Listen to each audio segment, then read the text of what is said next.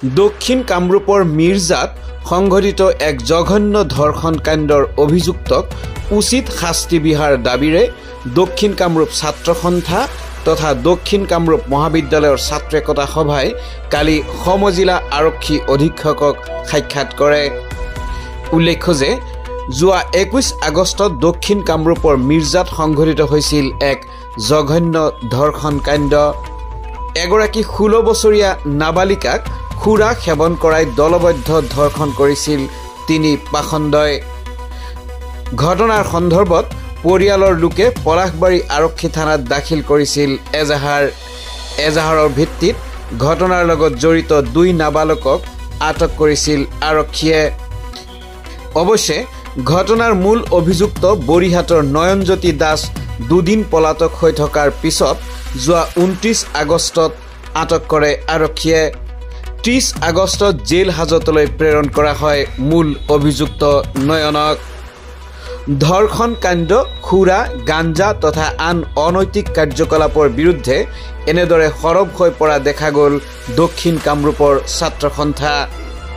আনকি দক্ষিণ কামৰূপৰ বিভিন্ন স্থানত থকা হোটেল, লজ, ধাবাসমূহত বিশেষ নজৰ দিয়াৰ লগতে বিভিন্ন স্থানত চলা অনৈতিক কাৰ্যকলাপৰ বিৰুদ্ধে আৰক্ষীক অভিযান চলাবলৈ দাবী জনায় ছাত্ৰ ছাত্ৰীসকলে। আৰক্ষী অধীক্ষকক সাক্ষাৎ কৰি দক্ষিণ কামৰূপ ছাত্ৰ সন্থা তথা দক্ষিণ কামৰূপ মহাবিদ্যালয়ৰ ছাত্ৰ একতা সভাই দোষীক উচিত শাস্তি বিহাৰ দাবী উত্থাপন কৰি পৃথকে পৃথকে স্মাৰক পত্ৰ প্ৰদান কৰে। যোৱা 21 আগষ্ট তাৰিখে মিৰ্জাত যি জঘন্য ধৰ্ষণৰ ঘটনা সংঘটিত হৈছিলে তাৰ বাবে আমি দক্ষিণ কামৰূপ অঞ্চলবাসী অতি দুখিত যে এই প্ৰথমবাৰৰ বাবে আমাৰ এই অঞ্চলত এনেকুৱা জঘন্য ঘটনা হ'বলৈ হৈছে।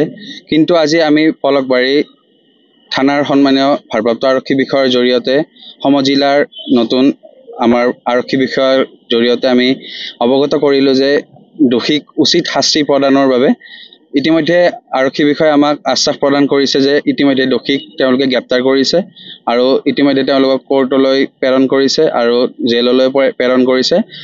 2জন মাইনৰ আছে আৰু এজন প্ৰাপ্তবয়স্ক, তেওঁলোককো জেলত পঠাইছে।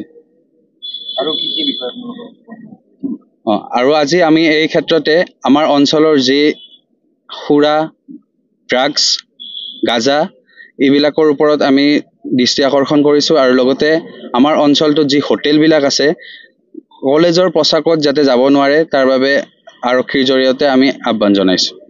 যি অনুষ্ঠানসমূহৰে আৰু ঘটনাটো সংঘটিত হোৱাৰ দিনা অধিৱেশন আছিল বুলি দাবী উত্থাপন কৰিছে, কিন্তু বিশৃংখল পৰিৱেশ শিক্ষানুষ্ঠানত বৰ্তমান সংঘটিত হোৱাটো প্ৰায়ে দেখা যায়। এই ক্ষেত্ৰত কি হয়, বহুতে ওলাইছে যে সেই শিক্ষা অনুষ্ঠানত সেইদিনাখন আছুৰ সম্বৰ্ধনা অনুষ্ঠান আছিল, কিন্তু এইটো নহয়। কাৰণ ঘটনাটো সংঘটিত হৈছিলে 21 আগষ্ট তাৰিখে, কিন্তু সম্বৰ্ধনা অনুষ্ঠানটো আছিলে 23 আগষ্ট তাৰিখে।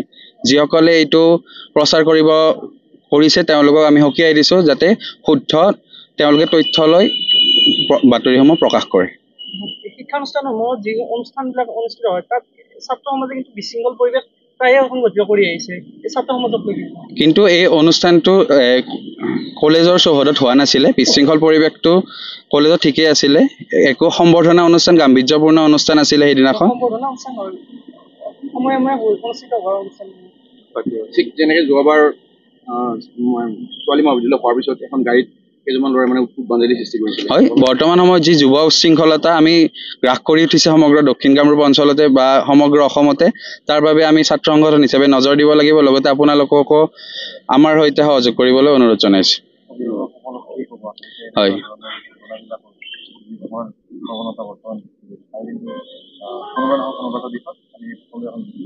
হয়, অভিভাৱকসকলকো আমি অনুৰোধ জনাইছোঁ যাতে নিজৰ সন্তানসমূহক কেইটা বজাত কলেজৰ পৰা ঘৰত যায়, তেওঁলোকে কলেজত কি কৰে, ছ'চিয়েল মিডিয়াসমূহ তেওঁলোকৰ ভালকৈ কি ব্ৰাউজ তেওঁলোকে চায়, সেইবিলাকৰ ওপৰত নজৰ দিবলৈ অভিভাৱকসকলক আমি অনুৰোধ জনাইছোঁ।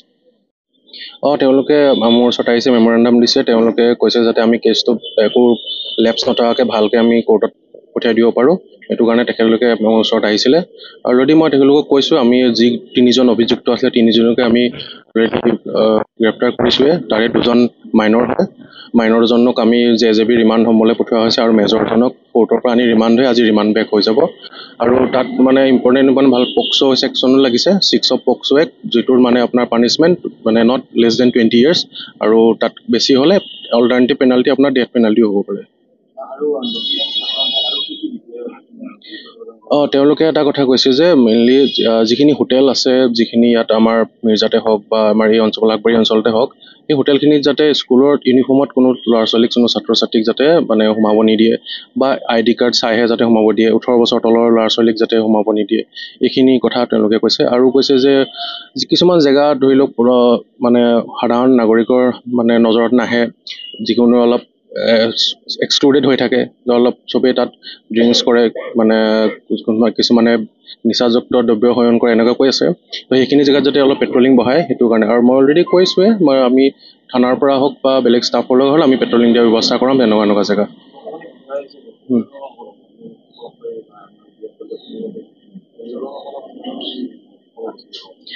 অভিভাৱকসকলক মই এটা কথাই মোৰ ফালৰ পৰা ক'ব বিচাৰোঁ যে তেওঁলোকে নিজৰ ল'ৰা ছোৱালীখিনিক অকণমান মানে ধ্যান দিব লাগিব। ধ্যান দিব মানে ছ'চিয়েল মিডিয়াত কি কৰিছে, তেওঁলোকে কি ব্ৰাউজ কৰিছে, তেওঁলোকৰ ফ্ৰেণ্ড চাৰ্কলটো কেনেকুৱা, সেইখিনি যদি অলপ নজৰত থাকে তেতিয়া বহুতখিনি ক্ৰাইম বা যিখিনি বেয়া কাম সেইখিনি সংঘটিত হোৱাটো আগতেই ৰখি যায়। কিন্তু মানে ক'ত গৈছে ল'ৰাজন, মানে যদি স্কুল কলেজটো 3টা বজাত শেষ হয়, 4টা বজালৈকে কিয় ঘূৰি আহি নাই, অকণমান ধ্যান দিব লাগিব। যদি 18 বছৰলৈকে বা 19-20 বছৰলৈকে সেইখিনি নকৰে, তেতিয়াহ'লে লাহে লাহে মানে আৰু প্ৰব্লেমটো আৰু বাঢ়ি গৈ থাকিব। আৰু তেওঁলোকক এনকাৰেজ কৰিব লাগে নতুন মানে স্পৰ্টছ ল'বলৈ, এক্টিভিটি হবি ল'বলৈ, বা মই যেনেকৈ যি APSC কোৱালিফাই কৰি আছোঁ তেওঁলোকে সেইটো কাৰণেও পঢ়িব ট্ৰাই কৰিব পাৰে, জেনেৰেল নলেজৰ কাৰণে, কুইজৰ কাৰণে। এইখিনি অলপ নিজৰ উৎসাহ দিয়াব লাগে, তেতিয়া বেলেগ বেলেগ এক্টিভিটিছৰ কাৰণে তেতিয়া বহুত ভাল হ'ব। অলপতে সংঘটিত ঘটনাটো 2জন মাইনৰ আছিল,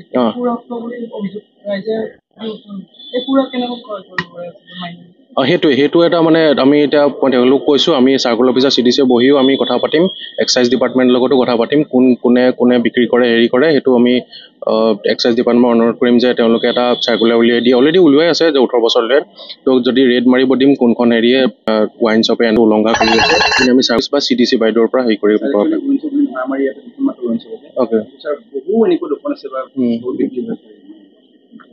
ইলিগেল যিটো বিক্ৰী, ঠিক আছে, আমিও পালোঁ পুলিচৰ ফালৰ পৰা আমি ৰেড মাৰাম, কিন্তু আমি এক্সাইজ ডিপাৰ্টমেণ্টে একচুৱেলি এইটো চাই থাকে।